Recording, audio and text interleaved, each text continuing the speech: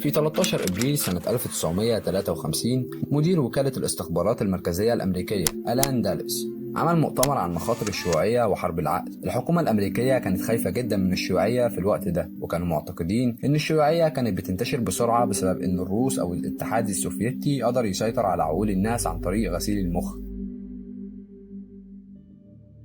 ما بين الحرب العالمية الثانية وبداية الحرب الباردة، وكالات الاستخبارات كانت قلقانة إن الأعداء يقدروا يعملوا غسيل مخ للأمريكان، وبسبب القلق ده الأمريكان عملوا مشروع سري عشان يقلدوا برامج غسيل المخ الشيوعية عشان يقدروا يحاربوا النار بالنار.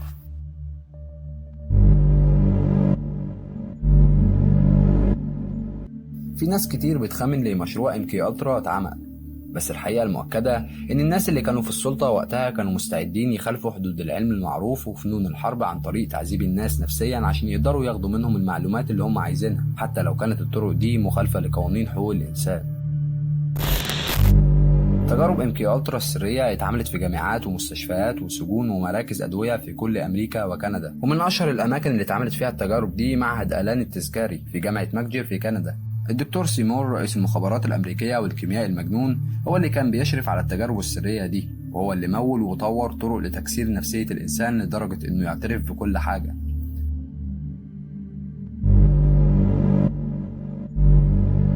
مشروع MK ألترا ما كانش المشروع الأول، بل كان المرحلة الأخيرة لمشروعين من الأربعينات، مشروع بلوبيرد ومشروع أرتيتشوك. مشروع بلوبيرد كان هدفه تدريب الناس عن طريق التنويم المغناطيسي وتغيير السلوك عشان يمنعوا أعداء الولايات المتحدة ياخدوا منهم معلومات مهمة.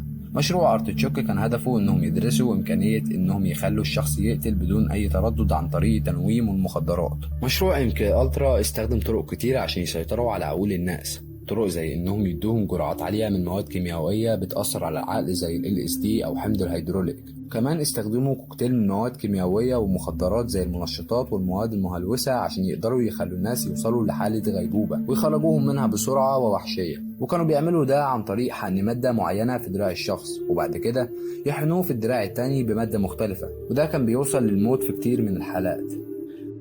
واحد من العلماء الرئيسيين المسؤولين عن الممارسات البشعة دي لمشروع MK ألترا كان الدكتور كاميرون. ابتكر كاميرون طريقتين للتعذيب النفسي يستخدمهم على الناس لحد ما يكسر عقولهم تماما. الطريقة الأولى معروفة باسم التوجيه النفسي، وكان بيتم فيها تعريض الشخص لمئات الآلاف من التكرار لنفس الصوت عشان يغيروا سلوكه.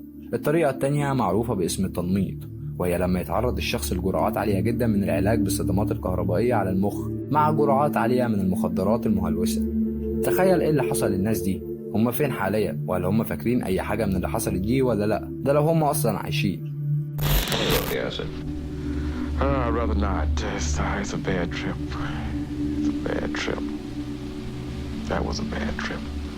The pain was so excruciating. Felt like somebody was sticking me with 1,000,000 pins.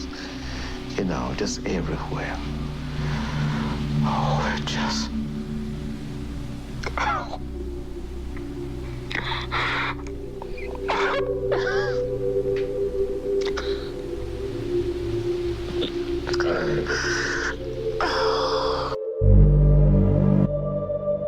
وكالة الاستخبارات بتستخدم أسامي سرية عشان تخبي معلومات عن عملياتها أو عن ناس مهمين في الوكالة أو مشاريع سرية أو وكالات تانية. الأسامي السرية اللي هتلاقيها على الإنترنت في الأغلب بتبقى من فترة الخمسينات لحد الثمانينات، وأكيد الطريقة اللي بيستخدموها دلوقتي اتغيرت. قائمة الأسامي السرية اللي موجودة على الإنترنت ناقصة، وممكن ما يكونش معاهم المعاني الحقيقية للأسامي دي. كل اسم سري للCIA بيتكون من حرفين بيحددوا منطقة معينة أو نوع شغل معين، لكن الحروف دي بتتغير مع الوقت. أما باقي حروف الاسم ممكن تكون كلمات عادية، كلمات من القاموس، أو حتى تتكون من جملة قصيرة. يعني على سبيل المثال MK ألترا، MK بيشير للموظفين الخدمات الفنية، وألترا بتشير إلى أعلى مستوى تصنيف للمعلومات الاستخباراتية في الحرب العالمية الثانية. في كتير من الأسامي السرية اللي لحد دلوقتي محدش عرف معناها، وده بيخليك تستنتج إن في كتير من المعلومات السرية لسه مخفية علينا ما نعرفش عنها حاجة، ممكن عمرنا ما نعرف.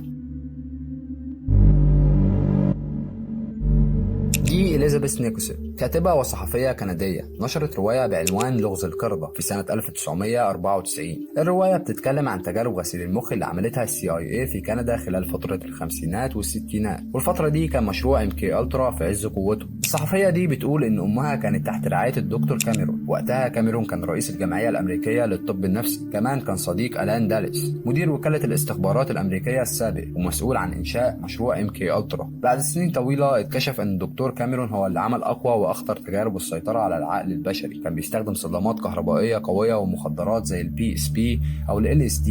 السؤال هنا، هل تجارب كاميرون الوحشية دي وصلت لعلاج للسرطان أو الزهايمر أو أي حاجة مفيدة للبشرية؟ للأسف لا. حسب الصحفي سيد تايلور، الدكتور كاميرون كان بيستخدم سم قوي جدا اسمه كيورا عشان يضعف مرضاه خلال التجارب بتاعته. السم ده كان بيستخدمه سكان أمريكا الجنوبية عشان يدهنوا بيه سهام الصيد. السم ده لما يتحط على الجسم بيوقف عمل الجهاز العصبي. المقال كمان بيقول انه بالرغم من كل التعذيب اللي تعرض له المرضى مفيش نتائج ايجابيه اتحققت، وبسبب فشل الطرق التقليديه ابتكر الدكتور كاميرون طرق تعذيب خاصه بيه زي التنميط العميق والتوجيه النفسي. كل المعلومات دي اتكشفت مؤخرا بعد ما وكاله الاستخبارات الامريكيه اعترفت انها مولت ابحاث للسيطره على سلوك البشر. التجارب دي اتعملت في 150 مؤسسه بما فيهم 44 جامعه ومستشفيات وسجون ومراكز علاج للادمان. ده بس اللي اكتشفوه، ممكن يكون فيه أكتر من كده بكتير.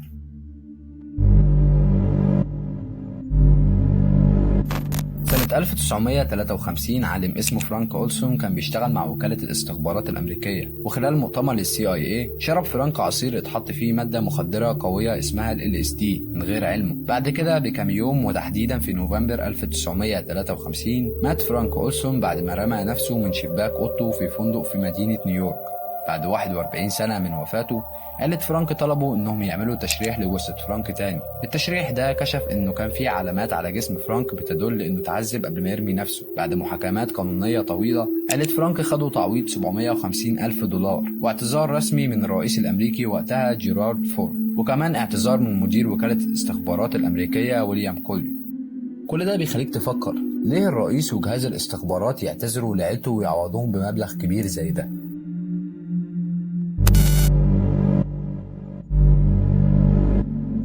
المؤلف كين كيسي وهو طالب في جامعة ستانفورد تطوع لتجارب ال LSD في مشروع MK Ultra. بعدين كيسي عمل ترويج للمخدر ده عن طريق تنظيم حفلات مخدرات كانت بتستخدم ال LSD. الحفلات دي كانت بتجمع تعاطي المخدرات مع عروض موسيقية لفرق كبيرة. تأثير المخدر القوي ده أثر على ثقافة تعاطي المخدرات بشكل عام.